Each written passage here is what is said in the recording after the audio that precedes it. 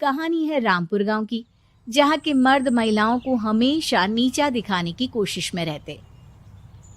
अरे अभी तक खाना नहीं आया क्या? मुझे एक और शादी करने की जरूरत है। नहीं जी नहीं, ऐसा मत करना, वरना मैं कहाँ जाऊंगी। खाना लेकर मैं अभी आई जी। गांव की पंचायत में भी फैसले हमेशा औरतों के खिलाफ ही रहते। मैं जो फैसला सुनाता हूँ वो भगवान की आज्ञा होती है। इस लड़के ने अपने मन से शादी करके अच्छा नहीं किया। लड़के को घर भेज दो और इसकी शादी इसकी जाति की किसी लड़के से करवा दो, लेकिन ये लड़की, इसे तो गांव के बाहर निकाल दो। नहीं नहीं जमींदार साहब, ये क्या बोल रहे हैं? ऐसा नहीं हो सकता।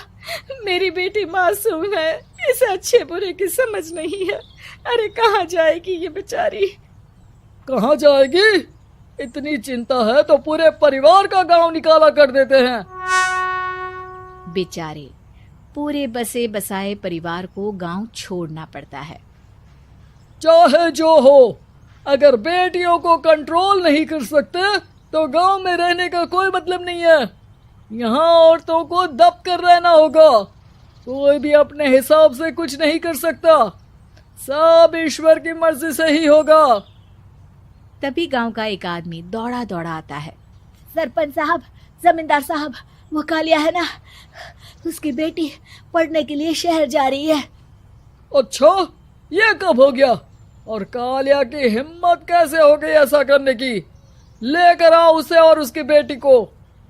बस फिर क्या था, हाजिर हो जाते हैं कालिया और उसकी बेटी सरपंच के सामने। अरे कालिया, ये क्या सुनने में आ रहा है? बेटी को इंजीनियर बना रहा है तू? और ये बता, गांव में तो स्कूल नहीं है, फिर कहां से इतनी क्लास पास कर गई तेरी बेटी? राधा, जो कि कालिया की बेटी है, उसे लगता है कि सरपंच उसकी तारीफ कर रहे हैं। सरपंच जी, मैंने ऑनलाइन पढ़ाई की है, डिस्टेंस लर्निंग से।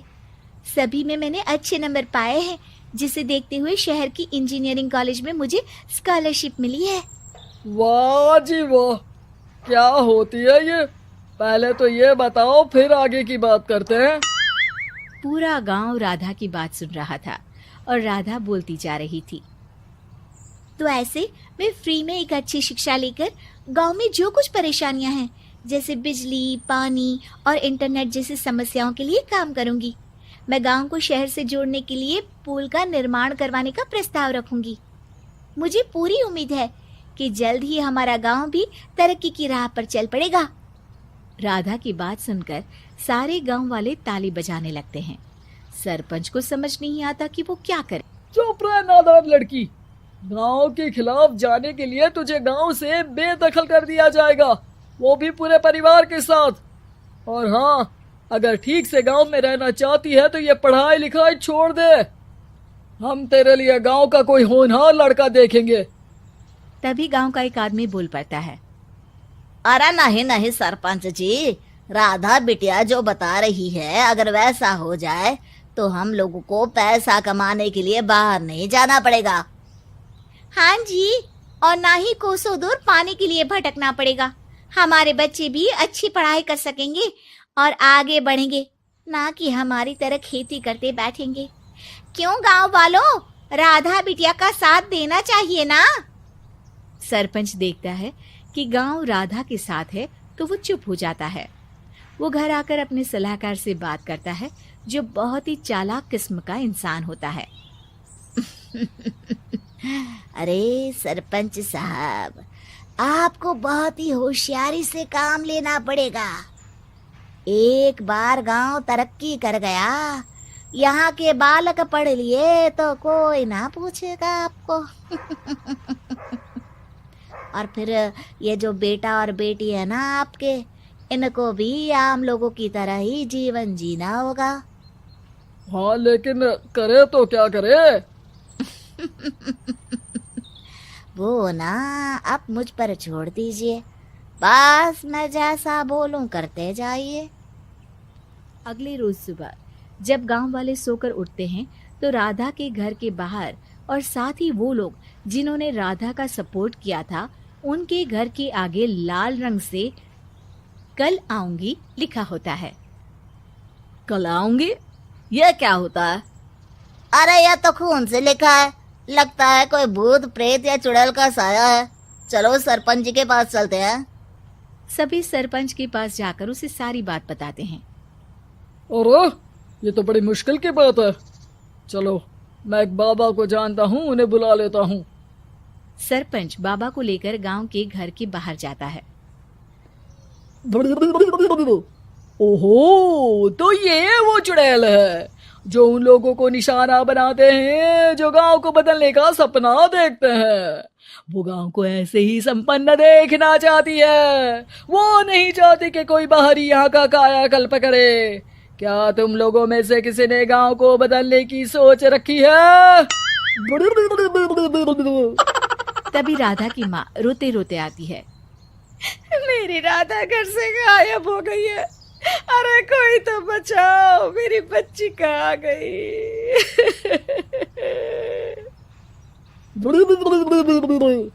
ले गई वो चुड़ैल, तेरी बच्ची को ले गई। अब वो उसे श्रापित करके छोड़ेगी, उस पर चुड़ैल का साया हो जाएगा। तभी बुरी सी हालत में राधा भी वहां आ जाती है। उसके बाल चुड़ैल की तरह फैले होते हैं और कपड़ों में खून लगा होता है। सभी राधा को देखकर डर जाते हैं। माँ, पता नहीं मुझे कौन उठा कर ले गया था। अरे दूर दूर हो जा चुड़ैल, अब हम लोग इस गांव में नहीं रुकेंगे। अरे कैसे बातें कर रहे हैं आप? कल तो आप मेरे भरोसे गांव का हुलिया बदलने, अपने बच्चों को पढ़ाने और तरक्की उन्नति की बात कर रहे थे, तो आज क्या हो गया आपको? ये फिर तुम लोगों को बहकाएगी। ये चुड़ैल गांव में आ चुकी है, ऐसे ही ये तुम्हारे घर के बच्चों को भी ले जाएगी। गांव वाले राधा को गांव से बाहर निकाल देते हैं। उसके माँ बाप रोते रहते हैं, लेकिन गांव वाले नहीं मानते। मैं भी अपनी बहन के साथ गांव के बाहर रहूंगा, लेकिन वो पढ़ाई नहीं छोड़ेगी। वहीं सरपंच के घर पर सलाहकार कहता है। देखा, सांप भी मर गया और लाठी भी नहीं टूटी। लेकिन अगले ही दिन सरपंच के घर के बाहर भी वही शब्द लिखे होते हैं।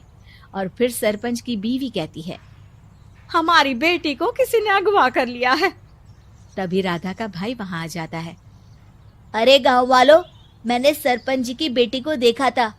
वो चुड़ैल उसे उठाकर ले जा रही थी। अरे क्या मजाक कर रहे हो? नहीं नहीं सरपंच जी, आप नहीं जानते। वो चुड़ैल अब आपकी बेटी में आ जाएगी, जैसे राधा के अंदर आ गई थी।